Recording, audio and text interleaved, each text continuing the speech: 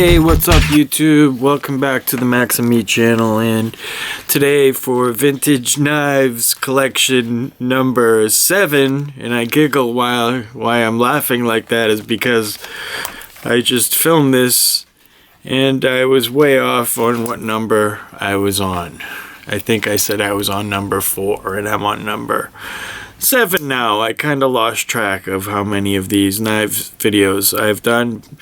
So this is the American classic, the buck knife, the Buck 112.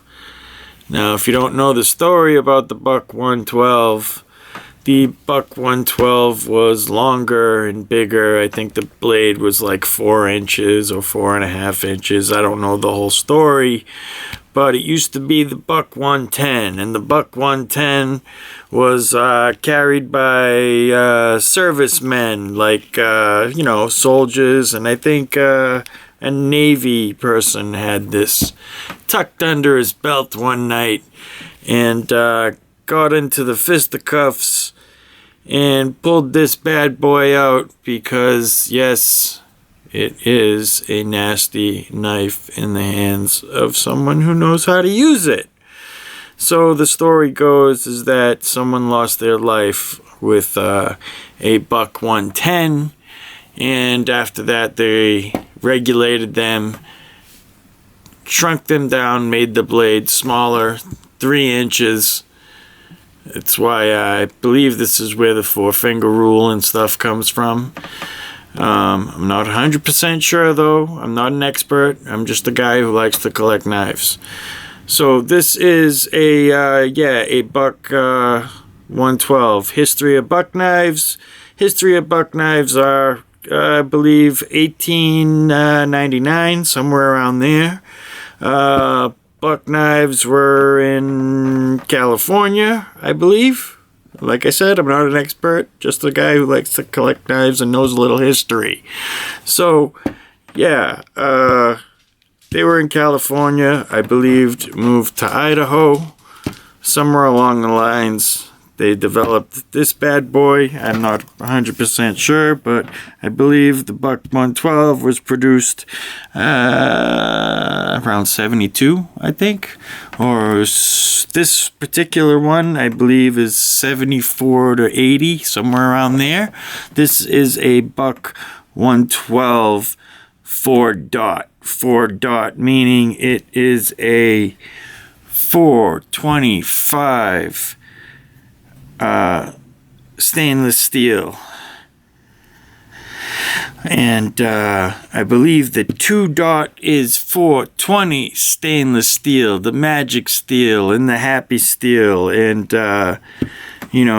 happy like we the people here in Massachusetts because of question 4 now. Hey, 4, yay, right, we legalized it, great, awesome. So yeah, back to the Buck 112. I believe the Buck,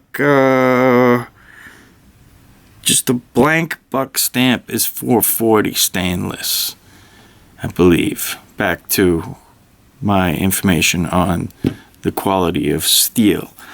And the handles are different also. There's a lighter handle. I believe this is mahogany. The older ones from 72 have a lighter handle. I think they're Sagura, something like that. I can't remember exactly the name of the wood. Sagur, something like that. It's a weird name. But anyways, yeah, this is the Buck 112 and a little history on the Buck 112. I got this knife for a very cheap price, couple of bucks. That's why I like collecting. You find these nice quality historic knives. You see it even got the 112 stamp on the case. It's the original case I got it with. I'll show you guys the stamp also. I didn't get that in this version of the video. Let me try to get, there it is, bingo, Buck 112, 4-dot. See the 4 dots, 2 on each side of the 112? USA, baby. That's how you know it's a good classic too. You don't see buck knives with the USA stamp that much anymore. I'm sorry I laugh at that, but it's kind of sad. But I guess the good quality buck knives are still made here in America. The custom ones, maybe? I'm not sure. I don't know. I don't really buy any of the new ones. I buy the old ones because they're cheap and they're fun to collect. So yeah, this is the Buck 112. A little history on it. There you go. Oh, another thing I wanted to show you guys. I am not, I'm not a connoisseur of really fancy knives, but I saw this one. I actually picked this one up. I picked this oddity. Well, I say oddity because I'm really not a Damascus collector. But this thing, I think I got took, actually. I think I got ripped off, guys. And I need your opinion. Supposedly it's handmade. Okay? It's Damascus steel, as you can see. The bolsters are Damascus. The blade's Damascus.